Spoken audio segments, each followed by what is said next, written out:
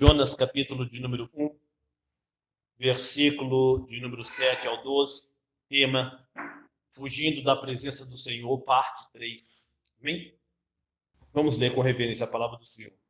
E diziam uns aos outros: Vinde e lancemos sortes para que saibamos por causa de quem nos sobreveio este mal. E lançaram sortes, e a sorte caiu sobre Jonas. Então lhe disseram: Declara-nos agora, por causa de quem nos sobreveio este mal. Que ocupação é a tua? De onde vens? Qual a tua terra? E de que povo és tu? Ele lhes respondeu: Sou hebreu, e temo ao Senhor, o Deus do céu, que fez a terra, fez o mar e a terra. Então os homens ficaram possuídos de grande temor e lhe disseram: Que é isso que tu fizeste? Pois sabiam os homens que ele fugia da presença do Senhor, porque o havia declarado. Disseram-lhe: Que te faremos para que o mar se nos acalme? Porque o mar se ia tornando cada vez mais tempestuoso. Respondeu-lhes: Tomai-me e lançai-me ao mar, e o mar se aquietará, porque eu sei que por minha causa vos sobreveio esta grande tempestade. Vamos ao Pai em oração. Pai querido, Pai amado, Deus de graça, Deus de glória, Deus de misericórdia, Deus de amor. Deus que nos amou. O Senhor é tão bom, Senhor, o Senhor é tão maravilhoso. Porque a promessa que o Senhor faz para com o seu povo é de que nada pode nos separar do amor de Deus que está em Cristo Jesus. É como o hino que acabamos de cantar. Nem o universo pode conter o tamanho do teu amor pelo teu povo. A expansão do céu não pode suportar a grandiosidade desse amor. Paulo faz uma lista grande de coisas que não podem nos separar do teu amor. E nem mesmo nós podemos nos afastar do teu amor. Porque Jonas fugiu da tua face.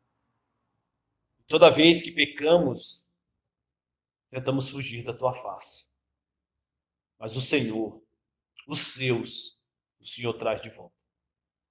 Nem que para isso seja necessário nos envergonhar diante do mundo, nos envergonhar diante da igreja, diante das pessoas. A tua graça é maior do que tudo. A tua graça nos conduz, através da lei, do agir do Espírito Santo, do peso da consciência, do corar de vergonha, de volta aos teus braços. Louvado e engrandecido seja o Senhor. Que a palavra de hoje, Senhor, possa converter corações, nos trazer de volta a Ti, falar ao coração do Teu povo. É o que eu te peço, Senhor, nessa noite. Enche-nos do Teu Espírito, em o nome do Senhor Jesus. Amém e amém. Pode se assentar, irmãos. Aleluia. Então, essa é a história do profeta Jonas que nós estamos estudando. Jonas, então, era para ter ido para Nínive, segundo a palavra do Senhor, mas ele resolveu ir em direção contrária. Amém? Ele decidiu ir para Tarsis. E está dando tudo certo, não é? Ele desceu a Jope, ele viu e lá tinha um barco para Tarsis. Ele perguntou o preço da passagem. A passagem é tanto, Jonas. Ele pagou a passagem, ele tinha o dinheiro. Ele começa a viagem bem tranquilo, a ponto de descer ao porão, né, do navio. E ali ele se achava em profundo sono. Sua consciência estava o quê? As circunstâncias estão dando tudo certo. Eu estou pecando, mas está dando tudo certo. Logo, a minha consciência está o quê? Tranquila. Posso dormir tranquilamente.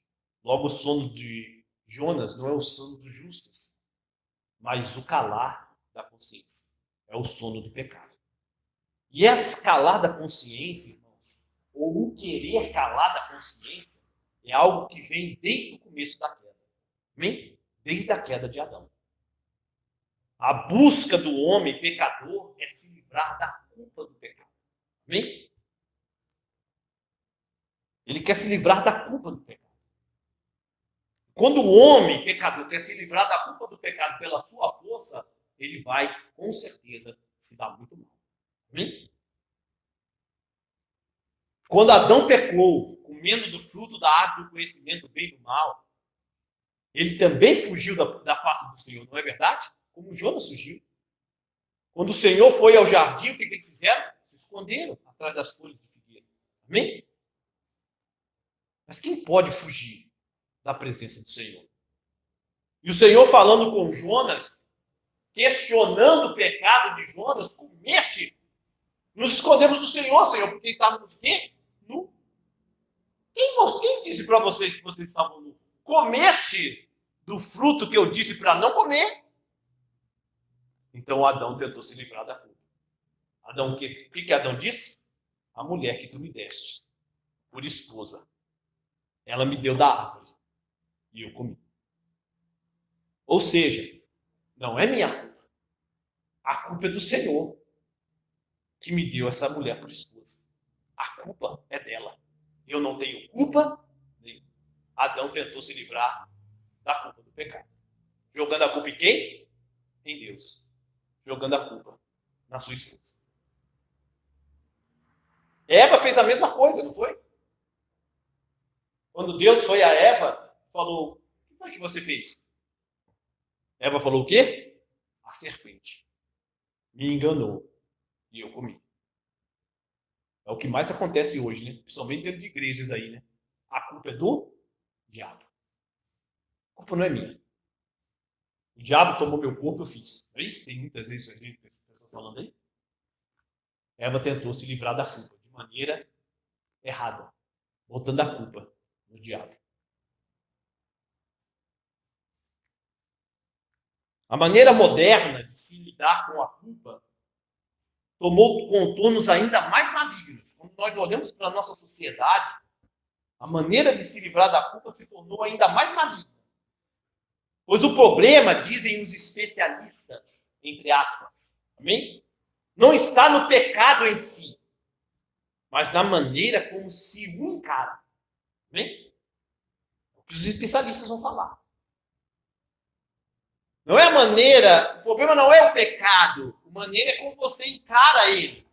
Logo, alguém que tem uma educação judaica cristã, independente se ele é verdadeiramente cristão ou não, a sociedade, não falando só do Ocidente, hein? A sociedade do Ocidente tem toda a sua cultura, todas as suas leis baseadas na Bíblia Sagrada. Amém? Na moralidade judaica cristã. Mas os especialistas do dia de hoje vão dizer assim, a culpa é disso. Você foi educado nessa cultura judaica cristã, que diz que tal prática que você está fazendo é pecado. Pare de pensar assim e você vai se livrar da culpa do pecado. Ou seja, não é errado desde que haja prazer envolvido. Não é pecado desde que eu me sinta bem. Esqueça Deus. Esqueça os mandamentos. Você está se sentindo bem? Você está tendo prazer? Não tenha culpa. Nem? Logo, o problema não é propriamente o que a pessoa faz, mas a culpa que ela carrega. É isso que os especialistas falam. Pare de carregar culpa. Amém? Pare de ter culpa. Como se livrar da culpa, então? Entendendo que aquilo que se faz não é errado. É por isso, irmãos, que o mundo não quer que a igreja fale. Amém? Que os verdadeiros cristãos falem a verdade. Porque quando você fala a verdade, você está lembrando daquela pessoa que ela é o quê? Culpada.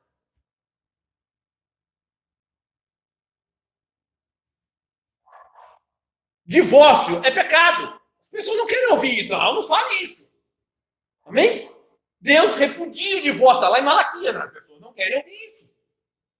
Não fale isso. Homossexualismo ou homossexualidade é abominação. Não fale isso, nós vamos te prender. que a pessoa não quer, ela quer crer que aquilo é normal, que não é pecado. Então não me fale isso. É o que a sociedade está querendo se livrar da culpa do pecado, o modo moderno de se livrar.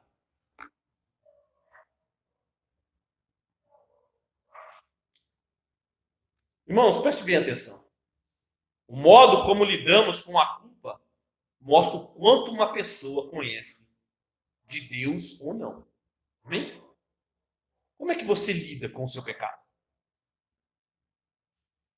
Como é que você lida com a culpa? É do modo moderno? É botando a culpa do outro?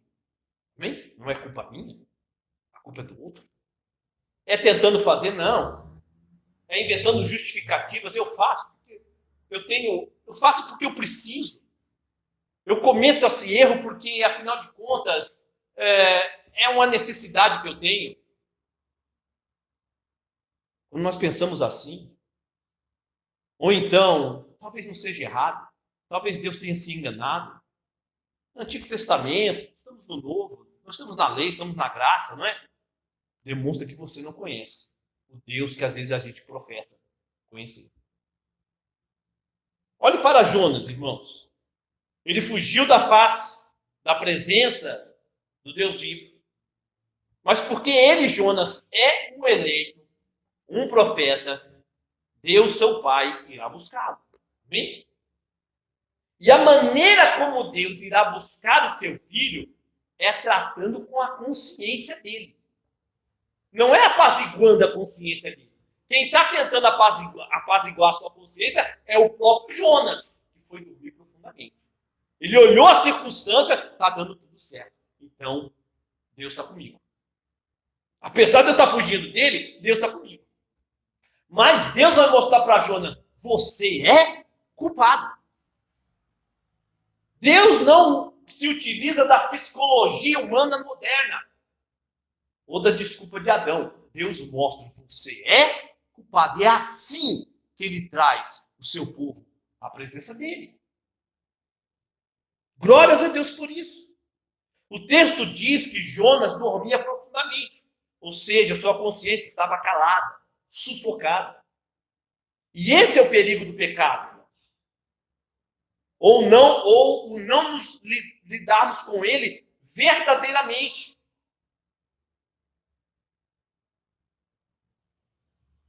E como é que nós devemos lidar com o pecado verdadeiramente? É falar, somos culpados, sim. E precisamos do quê?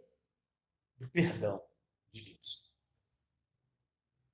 Lidar com o pecado de maneira correta é entendermos que sim, somos culpados e precisamos do perdão de Deus. Então só há duas maneiras. Ou vamos reconhecermos que somos culpados, vamos a Deus, ou vamos calar nossa consciência, calar o Espírito Santo. Não é mesmo Paulo que fala, né? Que as pessoas estão, no tempo de Paulo, né? Apagando o Espírito, ou seja, calando a consciência. Vamos calar a nossa consciência, calar o Espírito Santo que nos alerta e vamos adormecer achando que está tudo bem quando não está. Só há duas maneiras de lidar com a culpa. Ou nós vamos a Deus como culpados miseráveis. Amém? Senhor, ser propício a mim, que sou pecador. Ou vamos calar nossa consciência e vamos falar, graças te dou, Pai, porque não sou como os outros. Botando a culpa nos outros, se achando muito bom. O problema de calar a consciência e não buscar a Deus como nosso Salvador é que naquele grande dia, irmãos, em que Deus julgará os mortos, a nossa consciência será a primeira a nos acusar. Se calar, a humanidade está tentando calar a sua consciência, não é? Deus está alertando, arrependei-vos, o reino de Deus está chegando. Ainda há homens de Deus pregando o Evangelho. Amém? Em todo mundo. E a mensagem é qual? Arrependei-vos, o reino de Deus está chegando, Jesus está voltando. Mas eles estão calando a consciência. Não fale isso. Não fale de inferno, não fale de culpa. Nós fazemos por prazer. Amém? Mas o problema de seguir esse caminho de perdição é que naquele grande dia, diante do juiz, a primeira que irá nos acusar e falar tudo será a nossa consciência. Amém? Diante do justo juiz, não haverá mais engano. Tudo será dito em alto e bom som. E a consciência vai falar livremente de todas as nossas faltas. E por toda a eternidade irá falar: vocês são culpados. Que Deus tenha misericórdia de todos nós aqui nessa noite. De todos que vão ouvir esse áudio. Não há outra maneira não há outra maneira, irmãos, de lidar com o pecado, senão o confessar diante de Deus. Essa é a maneira bíblica. Não há outra maneira de lidar com a culpa do pecado, senão confessar diante de Deus. Abre lá em 1 de João, capítulo de número 1. Primeira epístola de João. Vou repetir, não há outra maneira de lidar com o pecado, senão o confessar, ou o confessar diante de Deus. Marcos, por favor, filho. Por favor. 1 de João, capítulo de 1, versículo de número 8. Se dissermos que não temos pecado nenhum, está vendo aí, irmãos? Como é que João lida com a verdade do engano das pessoas? Se dissermos que não temos pecado nenhum, não, a culpa é do outro. Não, isso não é pecado. O que eu faço não é pecado. O que acontece? Nós mesmos nos enganamos. E a verdade não está em nós. Quem tenta calar a sua consciência, quem tenta dizer que a culpa é do outro, quem tenta falar que o que ele faz não é pecado, amém? Você está enganando a quem? A Deus? Está enganando a Ele mesmo. Amém? Se dissermos que não temos pecado nenhum, a nós mesmos nos enganamos. E a verdade não está em nós. Agora veja a solução de João, inspirado por Deus. Se confessarmos os nossos pecados, a quem? A Deus. Ele é fiel e justo para nos perdoar os pecados e nos purificar de toda injustiça. Então, o meio de lidar com a nossa culpa, eu sou culpado, vá aos pés de Cristo. Vá em oração a Deus, ao trono da graça, e ali você encontrará o quê? Perdão da sua culpa. Perdão do seu pecado. Só essa maneira. Jonas tentou calar sua consciência, mas Deus, de maneira maravilhosa, o salva da sua hipocrisia. E por graça o leva a reconhecer o seu pecado. Veja lá, volte lá. Amém? Jonas tentou calar sua consciência, mas Deus maravilhosamente o salva da sua hipocrisia por graça soberana. Amém? Por graça soberana. E ele acaba percebendo o seu pecado. Versículo de número 12. Ele vai reconhecer. Veja só o que ele fala. Respondeu-lhes: Tomai-me e lançai-me ao mar. E ele se aquietará, porque eu sei que por minha causa vos sobreveio esta grande tempestade. Jonas estava dormindo profundamente, achando que estava tranquilo. Mas aqui Deus vai trazer ele de volta. Como vai trazer? Mostrando: Jonas, você é culpado.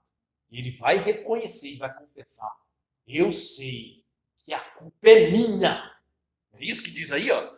Por minha causa vos sobreveio essa grande tempestade.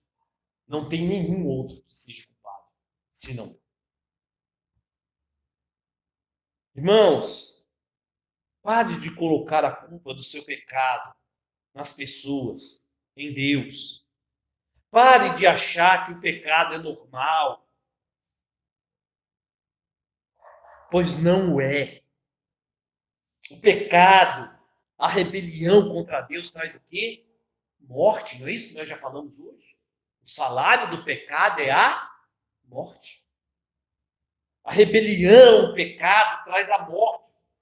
Traz todo tipo de sofrimento. Não somente a você, mas a todos em sua volta. Amém? Todos à sua volta. Poderia dar tantos exemplos, não é, irmãos? Mas a culpa da sua família estar destruída, do seu casamento não ter dado certo e dos seus relacionamentos não irem para frente, é sua, não é de mais ninguém. Não é de mais ninguém, é sua. Vá a Deus, porque Ele é bom e misericordioso. Não lute. Vá a Deus e confesse o seu pecado.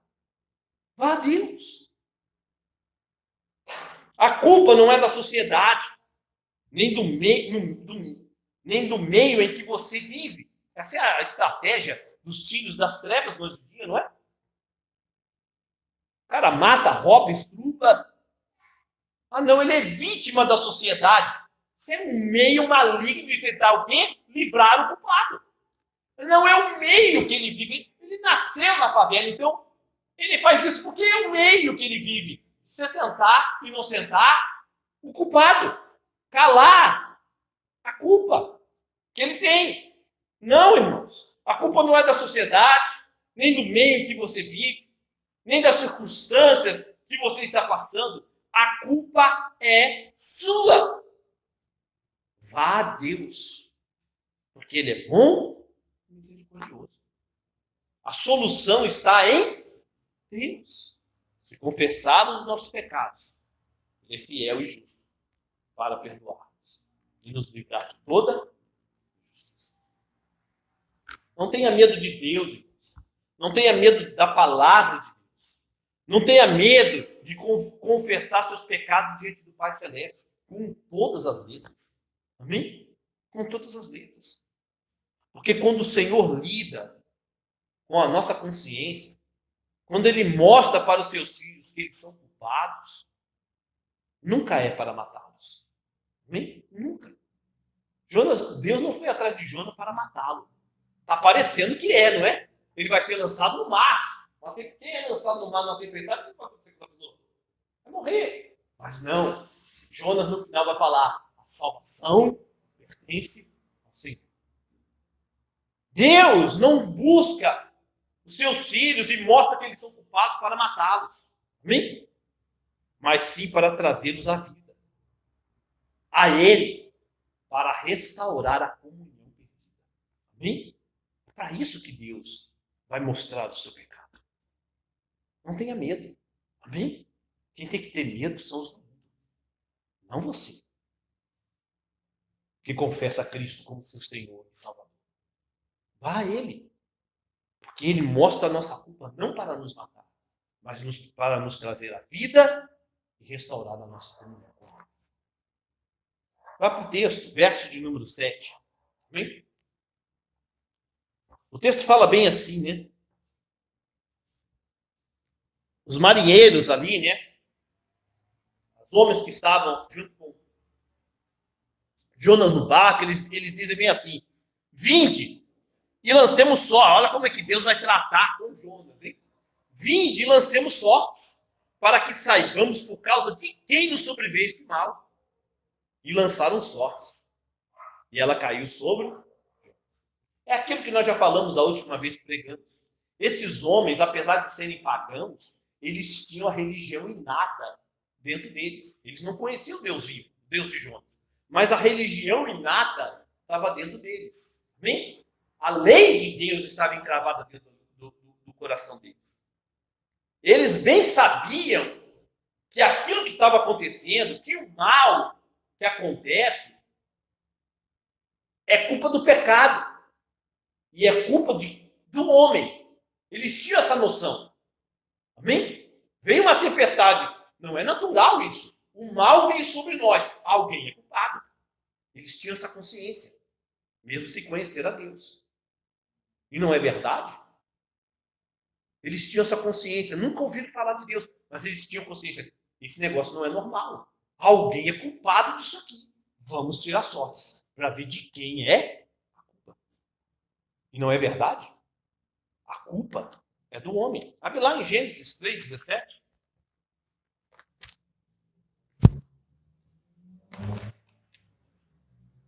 A culpa do mal é do homem.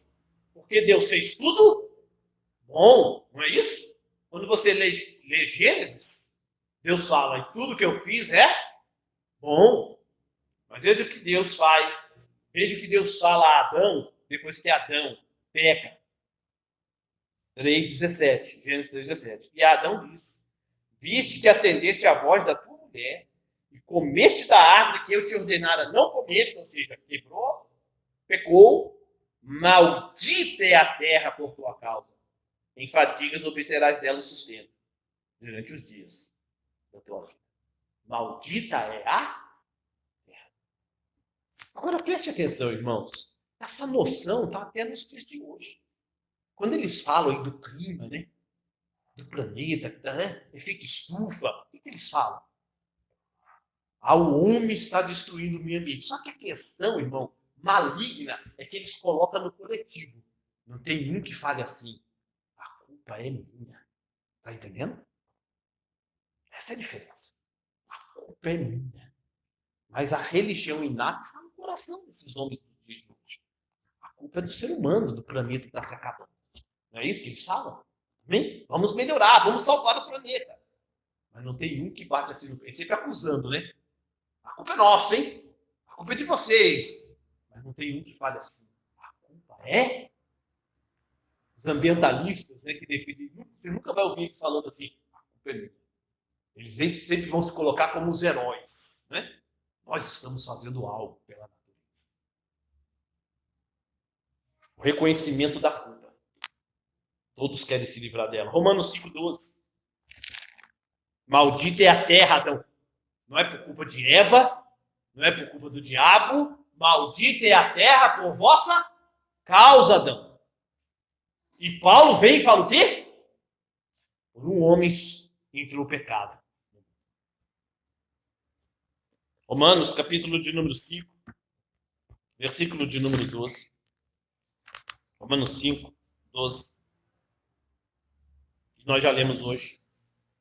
Portanto, assim como por um só homem entrou o pecado no mundo, e pelo pecado a morte, assim também a morte passou a todos os homens, porque todos pecaram. Vivemos em um mundo, irmãos, amaldiçoado por Deus, onde o sofrimento é uma realidade, por culpa do quê? Do pecado. O que Jesus diz para os seus? Neste mundo tereis o quê? Aflições. E qual é o alívio de Jesus? Tem de bom ânimo. Eu venci o mundo. O nosso alívio está em Cristo e não no fugir da realidade. Todo cristão sabe que a culpa dos sofrimentos desse mundo é do homem. Amém? Todo mal veio por causa da queda de Adão. Amém? O homem é culpado. Maldita é a terra por vossa causa, Adão. Neste mundo, Jesus diz, tereis aflições. Tem de bom ânimo. Eu venci o mundo. Veja, irmãos, aqueles homens tiraram sortes, que era algo muito comum. Você vai ver muito isso na Bíblia. Muito comum nas culturas antigas. Eles tiraram sorte sobre a túnica de Jesus. Amém? Tiraram sorte até para escolher um dos apóstolos. Amém? Depois da morte de Judas Iscariotes, né? Que era o traidor. Amém? E caiu sobre Matias, né? Amém? Então eles vão tirar sortes aqui. Amém? Tinha lá alguma coisa, um jogo, alguma coisa que a Bíblia não fala na questão de Jonas, nem das outras. Amém? A gente aprendeu um pouquinho lá em relação a Purim, em relação ao povo hebreu, que também tirava sortes. Amém? Nesse sentido. Amém? Mas aqui, os pagãos, a Bíblia, na narração do livro de Jonas, não diz exatamente qual foi o jogo, qual foi ali o modelo de sortes que eles tiraram, mas eles tiraram sortes. Vamos voltar lá, ó, versículo de número 7, né? Amém? E diziam os outros: vinde, lancemos sortes, para que saibamos por causa de quem nos sobreveio este mal. E lançaram sortes, e a sorte caiu sobre Jonas. Deus, em sua providência, por meio de um método não de Deus, amém? Nesse sentido, mas daqueles povos antigos, coloca Jonas contra a parede. Agora Jonas vai ser colocado contra a parede. Não tem mais para onde ele fugir. Amém? Jonas vai ser colocado para a parede. Não tem como ele, Jonas, correr da realidade. Ele é culpado. Ele está em... Então ele é desperto do sono. Clama esse Deus. Talvez esse Deus possa nos salvar. O capitão trouxe ele para cima. Eles ali jogando. Jonas acho que começou a jogar junto com eles, né? Mas imagine Jonas, hein? Estava dormindo, a consciência tranquila. De repente ele acorda e vê o que está acontecendo. E aí ele começa a se lembrar. Meu Deus do céu. A culpa é minha. Mas ele está calado, né? A culpa é minha, a culpa é minha. Está ali aquele desespero, ele vendo o desespero dos marinheiros. Imagina, irmão. E ele lá dentro, a consciência dele, o Espírito Santo falando: Jonas, a culpa é sua. Mas ele está ali, né? De repente os homens: vamos tirar sorte. Jonas: ai meu Deus do céu. E agora? Tiraram sorte. Ele falou: é você. A culpa caiu sobre você. E Jonas fala: para onde eu vou correr? Não tem mais para onde. É Deus cercando Jonas. Não tem mais para ele correr da realidade. Ele é o culpado. Não tem mais como Jonas colocar a culpa em Deus. Não tem mais como Jonas colocar a culpa em outra pessoa. Não tem mais como Jonas colocar a culpa no diabo. Ele está agora cercado por Deus. Amém? Acabou suas desculpas. A sorte caiu sobre Jonas. Graças a Deus por isso. Amém?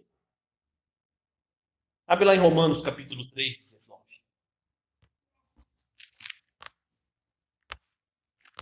Não tinha mais como Jonas inventar nenhuma história. Amém? Romanos 3, 19. Ora, sabemos que tudo que a lei diz aos que vivem na lei, o diz para que se cale toda a boca e todo mundo seja culpado perante Deus. Irmãos, não adianta argumentar. Amém? Não adianta argumentar diante do pecado. Não adianta argumentar diante da justiça de Deus.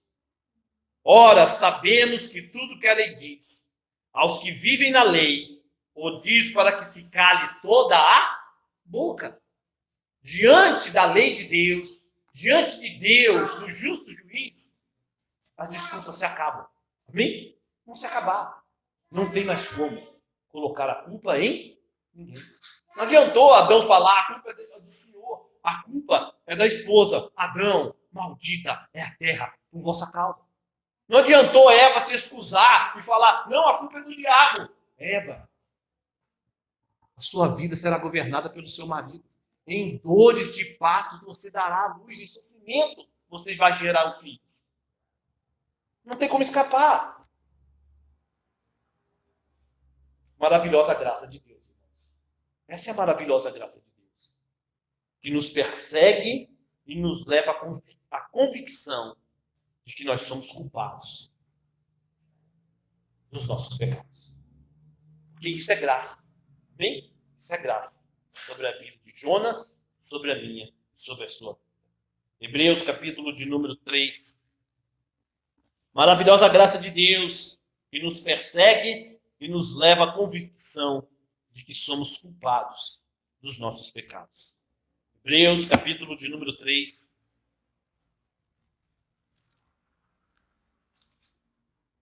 Versículo de número 15.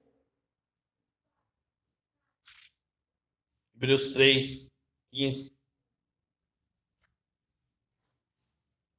Enquanto se diz: ouve, hoje, se ouvires a sua voz, não endureçais o vosso coração, como foi na provação. Hebreus 4, 7. Diz bem assim: de novo, determina certo dia hoje, falando por Davi muito tempo depois, segundo antes fora declarado: hoje, se ouvires a sua voz, não endureçais o vosso coração. Irmãos, quando você for confrontado por Deus, amém? Jonathan Eduardes diz assim: leia a palavra contra você. Quando você for confrontado por Deus, seja na pregação, seja na leitura da palavra, não endureça o coração. Não fale, não quero ouvir. Não tente calar sua consciência. Simplesmente vá a Deus em oração. Amém? É tão simples, é tão maravilhoso. Mas nós temos a tendência de falar: não, vou deixar para depois. Depois eu vou a Deus. Depois eu busco Ele. Sem endurecer o coração. Não, vá ao Senhor. Porque Ele fala, Ele nos cerca. Quando a lei de Deus mostra a nossa culpa, o seu pecado, o meu pecado, não se esquive. Não ponha a culpa em ninguém, nem nas circunstâncias, nem no diabo. É como diz o mundo, eu peço perdão de usar esse termo, irmão, mas veste a carapuça, não tem esse termo aí no mundo, né? Veste a carapuça. Amém? Core de vergonha. Core de vergonha. E vá a Deus, que é misericordioso, e em quem está o perdão, o amém. Verso 8, verso 9, volte lá para Jonas. Verso 8 e o verso 9, diz bem assim: ele então cercado por Deus, né? Eles caiu a sorte sobre Jonas, então eles perguntaram para Jonas, eles queriam saber. Declara-nos agora, por causa de quem nos sobreveio este mal. Que ocupação é tua? De onde vens? Qual a tua terra? E de que povo tu és? Você vai ver que Jonas, a Bíblia vai citar o que Jonas fala, e nos versículos depois, Jonas dá outras informações a eles, que é eles que vão declarar no texto. Mas não é Jonas falando da sua própria boca. Jonas responde da seguinte maneira, versículo de número 9. Ele respondeu: sou hebreu e temo ao Senhor, o Deus do céu, que fez o mar e a terra. Agora preste atenção, como é lindo isso aqui. Porque Jonas está em pecado, fugindo da presença do Senhor, da face do Senhor. Mas Jonas continua sendo um eleito. E mais, ele continua sendo um profeta de Deus. Ele não quis pregar o juízo, o evangelho em Nínive, mas aqui, diante do pecado e da sua culpa, ele está pregando o evangelho para aqueles homens. Que coisa maravilhosa. Amém? Porque, irmãos, Jonas, mesmo nessa situação de humilhação, diante daqueles homens, sem ter para onde correr e escapar, cheio de vergonha, não conseguia esconder a sua vergonha, mesmo no erro, ele, como todo aquele que é alcançado e salvo por graça, mediante a fé, coloca e confia ao seu Salvador àquele que ele teme. Você vê que Jonas não falou assim: não, eu não sou de Deus, por isso que está acontecendo isso. Ele não consegue falar isso, tá entendendo? Jonas é um salvo. Então ele fala assim: eu sou hebreu, eu sou do Senhor, eu temo ao Senhor. Né? Sou hebreu e temo ao Senhor, o Deus do céu, que fez o mar e a terra. Eu sou do Senhor. Ele não consegue falar outra coisa. Amém? É como Pedro. Ei, você conhece ele, não conhece? Como assim conheço ele? Não, o seu jeito de falar. Tu és galileu. Não, eu não conheço ele. Não tem como esconder, irmãos. Se eu falar, amém? Se eu falar. Então Jonas acaba falando: eu temo ao Senhor. Aquele que criou o céu. Veja só o que Jonas fala. A confissão de aquele que criou o céu, o mar e a terra. Irmãos, que coisa linda. A glória a Deus. Glórias a Deus, irmãos, porque Ele é poderoso para trazer glória a Ele mesmo, dos lábios dos seus, mesmo quando esses estão no erro e humilhados pelo pecado. Só Deus pode fazer isso. Ou você acha que Jonas falou da boca dele? Ele falou porque ele tinha fé. Fé que é dom de... Mesmo no erro, ele confessou e glorificou a Deus. Só Deus pode tirar dos lábios do seu povo, mesmo quando eles estão no pecado. Amém? Glórias a Ele. Somente Deus. É isso que Deus está fazendo. Jonas, no erro, glorificou a Deus. Eu temo ao Senhor, que criou os céus, presta atenção nas palavras de Jonas, criou os céus, o mar e a terra. Aí o verso de número 10 fala bem assim, olha que coisa linda.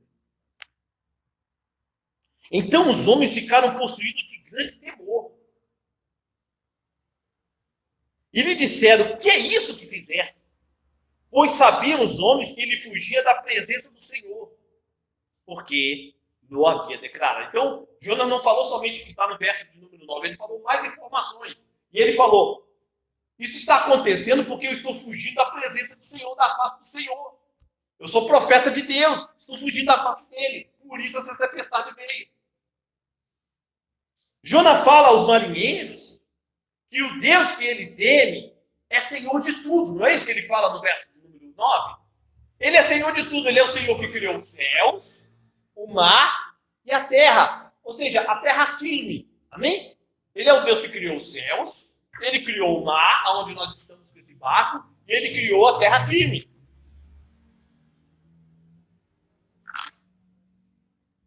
E que apesar de ter medo, ele está fugindo da sua presença. É isso que Jonas falou para aqueles marinheiros. Veja que Jonas está pregando o evangelho para eles. Ele está falando, eu temo Deus que criou os céus, o mar e a terra. E mesmo assim, eu estou tentando fugir da presença dele. O que Jonas está dizendo e confessando àqueles homens é que ele era aquela pessoa que está fugindo daquele de quem ninguém pode fugir. Ele está dizendo com as suas próprias palavras, eu estou fugindo daquele que não tem como fugir dele. Por quê? Porque se eu vou ao céu, lá ele está. Ele criou o céu. Ele criou o mar. E ele criou a terra. Não é isso que o salmista fala? Abre lá no Salmo 139. Veja a loucura de Jonas. Ele está fugindo daquele que não se pode fugir. E aí, isso criou o quê? Um grande temor naqueles marinheiros. Salmo 139. Davi entendeu isso. Salmo 139. Senhor, tu me sondas e me conheces. Sabes quando me assento e quando me levanto. De longe penetra os meus pensamentos. Esquadrinhas o meu andar e o meu deitar. E conhece todos os meus caminhos. Ainda a palavra não me saiu à língua. E tu, Senhor, já a conheces toda. Tu me cerca por trás e por diante. Aleluia, né, irmãos? E sobre mim põe a mão. Tal conhecimento é maravilhoso demais para mim. É sobre modo elevado. Não posso atingir. Para onde me ausentarei do teu espírito? Para onde fugirei o quê? Da tua face? Jonas, para onde você vai fugir, Jonas? Jonas se esqueceu do salmo, né? Não passou perto da cabeça de Jonas. Se eu subo aos céus, lá está. Se faço a minha cama no mais profundo abismo, no Seol, né? No inferno, lá estás também. Se tomo as asas da alvorada e me detenho nos confins dos mares, não era onde Jonas estava? Ainda lá me haverá de guiar a tua mão, e a tua destra me susterá. Se eu digo as trevas com efeito, me encobrirão, e a luz ao redor de mim se fará noite. Até as próprias trevas não te serão escuras. As trevas e a luz são a mesma coisa, pois tu formaste o meu interior, tu me teceste no seio da minha mãe. Graças te dou, visto que por modo assombrosamente maravilhoso me formaste. As tuas mãos, as tuas obras são admiráveis, e a minha alma o sabe muito bem. Os meus ossos não te foram encobertos, quando no oculto fui formado e entretecido, como nas profundezas da terra. Os teus olhos me viram, a substância ainda informe, e no teu livro foram escritos todos os meus dias, cada um deles escritos e determinados, quando nenhum deles havia ainda. Jonas se esqueceu do salmo, mas agora ele se lembrou. Eu temo ao Senhor, o Senhor dos céus, do mar e da terra. Jonas tem seu pecado escancarado diante daqueles homens. Eu digo, irmãos, não fuja do Senhor. Confesse seus pecados, senão o seu pecado te alcançará. Não é isso que aconteceu com Jonas? O pecado de Jonas o alcançou. Ele pensou, estou livre, consegui. Mas agora ele percebeu, eu não consigo. Ele é o Senhor dos céus, do mar e da terra. E os homens a quem ele estava falando isso também perceberam. Também perceberam. Que loucura é essa que você fez isso? Se você crê num Deus assim, como você tentou fugir dele?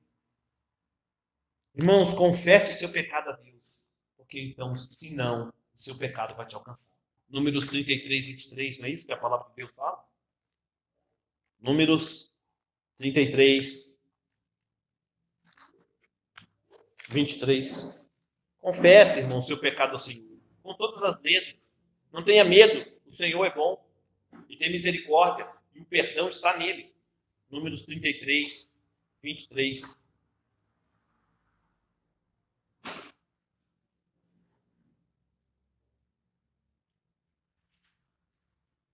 Eu acho que eu marquei errado. Acho que é 23, 33. É o contrário.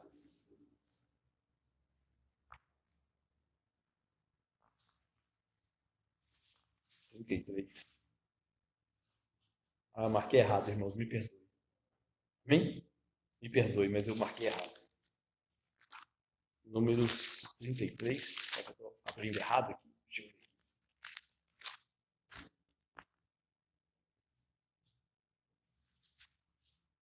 23. Será que é 32? 25? Ah, é 32, não 33. Desculpe, irmãos. Números 32, 23. Amém?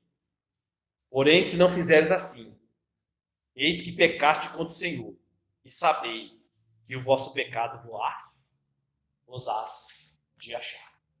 É Números 32, 23. Amém? Porém, se não fizeres assim, eis que pecastes contra o Senhor, e sabei que o vosso pecado vos há de achar. Confesse o seu pecado ao Senhor. Se Deus mandou você fazer algo, ou deixar de fazer algo, você está desobedecendo, confesse, porque senão o seu pecado vai te achar. O texto diz ainda, irmãos, que os marinheiros ficaram possuídos de grande temor. Amém? Vamos voltar lá? Jonas, capítulo, versículo agora de número 10. Volte lá para Jonas. Amém? Jonas então fala, eu sou hebreu e temo ao Senhor dos céus e da terra. Então o texto fala que eles ficaram possuídos de grande temor, né? Então os homens ficaram, quando ele falou isso, né? Então os homens ficaram possuídos de grande temor. Porque Jonas falou, eu temo ao Deus que criou os céus, o mar e a terra, e estou fugindo dele, da presença dele. Amém? E é exatamente por isso que eles ficaram com medo. Porque eles perceberam que este Deus era o quê? Estava em todo lugar. Como alguém pode fugir desse Deus? Ele criou os céus, ele criou o mar, ele criou a terra. E mais, que esse Deus era o quê? Justo. Eles perceberam que esse Deus era justo. Isso fica claro quando Jonas revela que para parar a tempestade, eles deveriam lançá-lo ao mar. Eles perceberam que esse Deus é justo. Porque Jonas é profeta, não é? E Jonas vai falar assim, como é que a gente... O que eles vão perguntar para Jonas? O que a gente faz agora? Para que essa tempestade acalme? Jonas fala a palavra de Deus, ele é profeta. Ele lança no mar. E a tempestade vai parar. Mas você vai ver que eles não lançam. Porque eles temeram a Deus. E nesse temor, eles estão agindo contra a vontade de Deus. Isso aqui é interessante, porque eles também começam a ir contra a vontade de Deus. Porque qual é a vontade de Deus? Falada pelo profeta. Lance no mar e o mar será calmo. Mas eles não fizeram isso, porque eles temeram a Deus. Como é que a gente vai matar o homem que esse Deus está buscando? Eles ficaram com medo. Não, a gente vai matar ele. A gente vai estar impedindo Deus de trazer ele de volta. Eles tiveram medo, porque o versículo de número 3 fala que eles não jogaram. Ó, ele fala assim, no 12, né? Responderam-lhes. A vontade de Deus estava nos lábios de Jonas. Como é que a gente vai parar a tempestade? Aí vem a vontade de Deus nas palavras de Jonas. Tomai-me e lançar-me ao mar. E o mar se aquietará. E você vai ver que quando eles fizeram, vai realmente acontecer isso. Amém? Porque eu sei que por minha causa vou sobreviver a essa grande tempestade. Aí você imagina o quê? Eles iam fazer assim, né? Vem aqui. Não. Mas eles não fizeram. Olha o que fala o 13. Entretanto, os homens remavam, esforçando-se para alcançar a terra, mas não podiam. Por que eles não podiam? Porque eles estavam fazendo, não estavam dentro da vontade de Deus também. Eles não estavam fazendo, mesmo temendo Deus justo, eles não estavam dentro da vontade de Deus, porquanto o mar ia se tornando cada vez mais tempestuoso contra eles. Mas que eles sabiam e tiveram a consciência de Deus é justo. Se a gente matar esse homem e jogar ele no mar, ele vai cobrar de nós o sangue desse homem. Eles não entenderam que Deus era poderoso para salvar da fúria do mar. Não somente eles, mas o próprio homem seria lançado no mar. No caso, Jonas. Agora veja só, irmãos. Volte um pouquinho no verso de número 10. Veja Deus usando o mundo, ímpios, para mostrar o pecado de Jonas e a loucura que Jonas estava fazendo. Então os homens ficaram possuídos de grande temor e disseram: que é isso que fizeste? Que loucura é essa? Por que você fez isso? Você é louco? Você acaba de nos falar que tem um Deus que está em todo lugar e que criou todas essas coisas e você está tentando fugir dele? Que é isso que fizeste? Que loucura é essa? É o mundo repreendendo o povo de Deus. Não é assim muitas vezes que aconteceu ou que pode acontecer conosco? Quando os nossos amigos,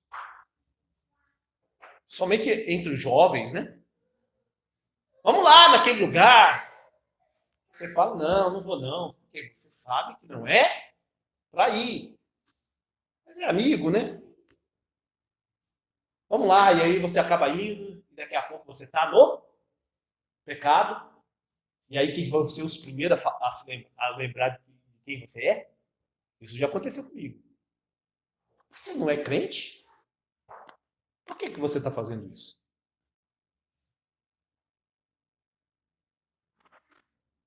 Satanás, o mundo, gosta de envergonhar o povo de Deus.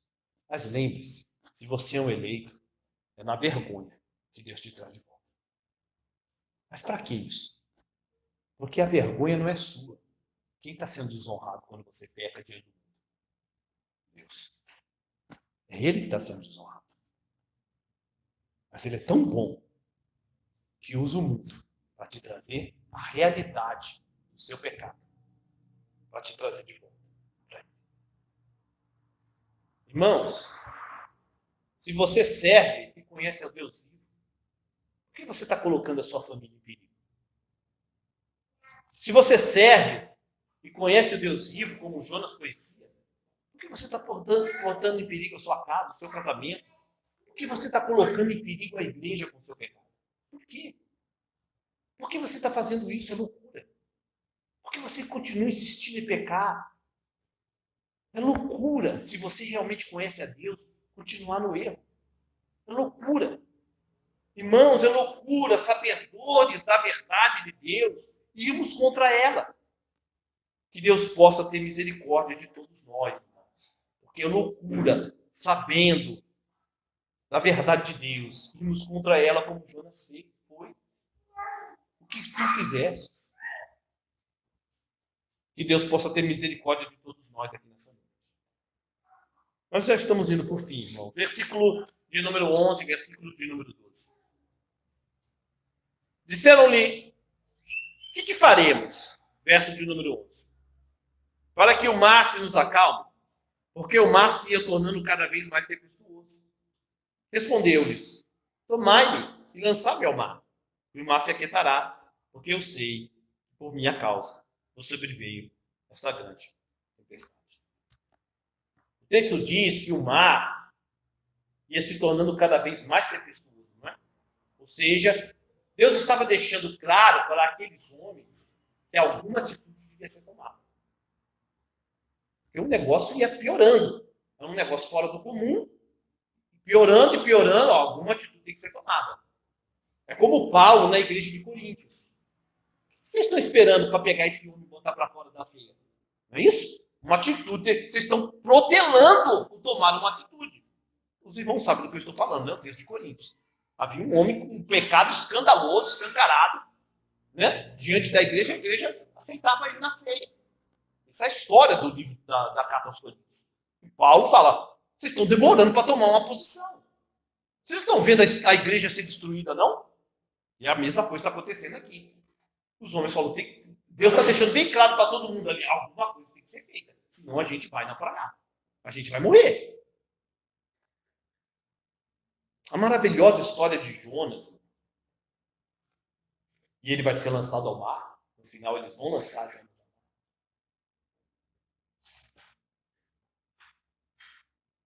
É a linda história da redenção.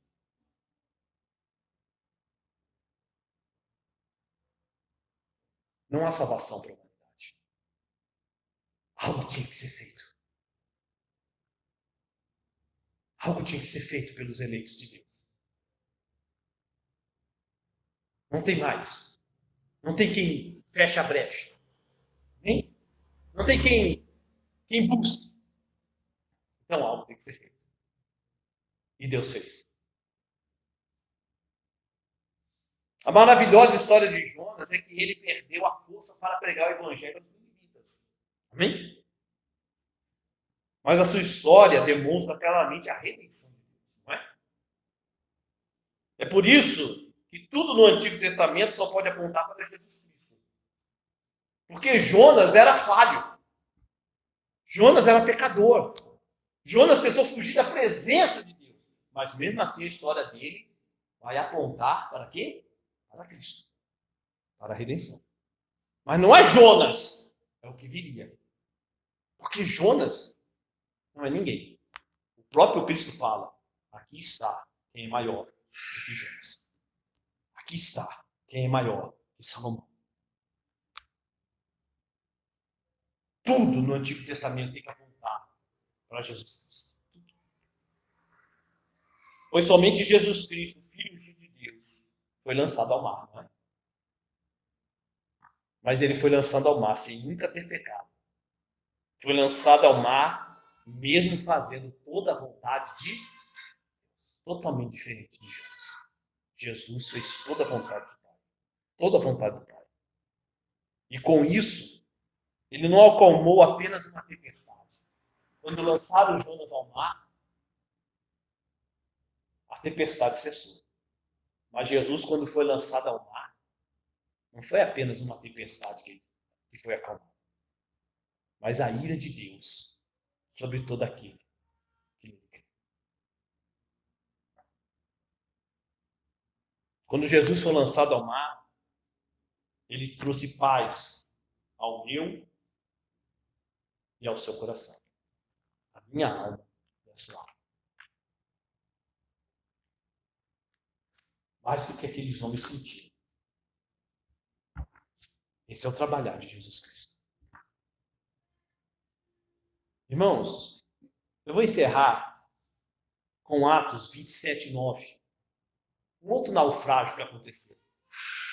Para você ver a diferença de quem obedece a Deus e de quem não obedece. Atos capítulo de número 27. Um outro profeta. Vai citar outro profeta aqui. Vem? Ou, se você quiser, um apóstolo. Atos capítulo de número 27.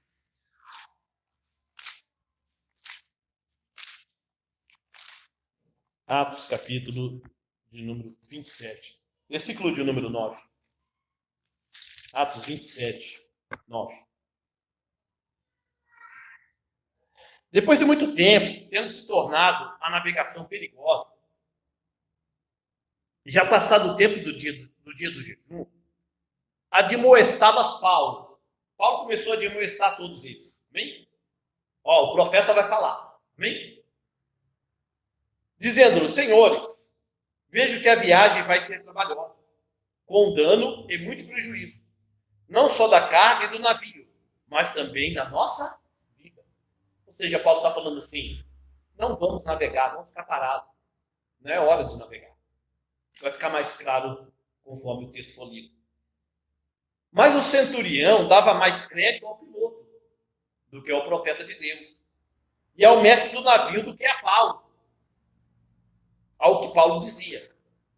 12. Não sendo porto próprio para invernar, a maioria deles era de opinião que partisse dali, para ver se podiam chegar a Fenícia. E aí passaram o inverno, visto ser um porto de Creta, o qual olhava para o nordeste e para o sudeste. Olha o verso de número 13. O profeta falou: não vamos sair daqui. Mas eles falaram: vamos sair. Aí no 13 fala bem assim: soprando brandamente o vento sul, começou a dar tudo certo, não é? Olha a providência aí. Amém? Tudo certo.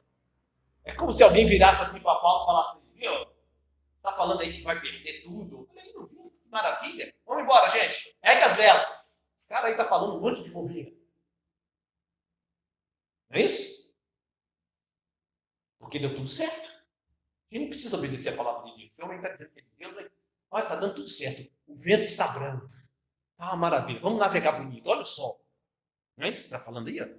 Soprando brandamente o vento sul, e pensando eles ter alcançado o que desejavam, levantaram âncoras e foram costeando mais de perto a ilha de Creta. Agora veio a realidade.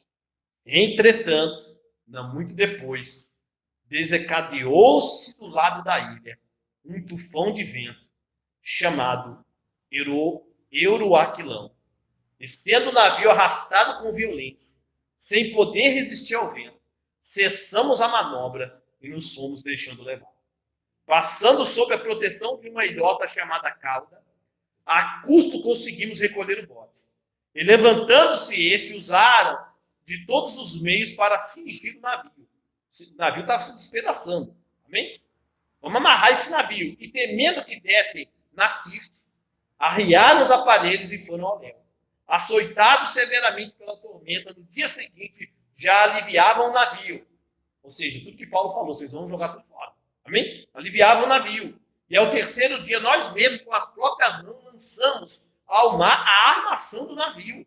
E não aparecendo, havia já alguns dias nem sol, nem estrelas, caindo sobre nós grande tempestade, dissipou-se afinal toda a esperança de salvamento. Aqueles homens tinham certeza que iriam o quê? Morrer.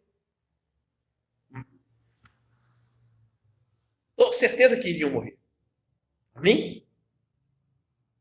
Havendo todos estado muito tempo sem comer, Paulo, pondo-se em pé no meio deles, disse: senhores, na verdade era preciso terem me atendido e não partir de Creta, para evitar este dano e perda. Mas já agora vos aconselho bom ânimo, porque nenhuma vida se perderá entre vós, mas somente o navio. Porque esta mesma noite, um anjo de Deus, de quem eu sou e a quem sirvo, esteve comigo, dizendo: Paulo, não temas, é preciso que compareças perante César. E eis que Deus, por sua graça, te deu todos quanto navegam contigo. Aleluia. Porquanto, senhores, tende bom ânimo, pois eu confio em Deus, que sucederá do modo porque me foi dito. Porém, é necessário que vamos dar a uma ilha. Presta atenção, irmãos. Existe a diferença de quem obedece e quem não obedece a Deus. Quando você obedece a Deus, a providência é sua serva. Quando você desobedece a Deus, a providência é sua mestra. Está entendendo? Quando você está em desobediência, e está dando tudo certo, você pensa, eu estou bem. A providência está fazendo você de certo. Mas quando você está na obediência a Deus, não importa a circunstância, você sabe que Deus está te guiando. Está entendendo? Você sabe que você vai chegar. Deus falou, você vai pregar diante do César. Paulo não tinha dúvida. Não importa. Era para vocês terem me obedecido, a gente já tem uma viagem mais tranquila. Não obedeceram, mas fique tranquilo. Deus me deu todos vocês. Vocês estão debaixo, né? Porque eu vou a Roma, todos vão junto comigo. Não há como escapar. Por quê? Porque eu estou na obediência de Deus. Não importa as circunstâncias. Nós vamos chegar em Roma. Essa é a diferença. Não importa a circunstância. Paulo nem se ilude com a calmaria do mar e nem se apavora com a tempestade. Quem está na obediência não se ilude com a calmaria do mar, nem se desespera com as tempestades da vida.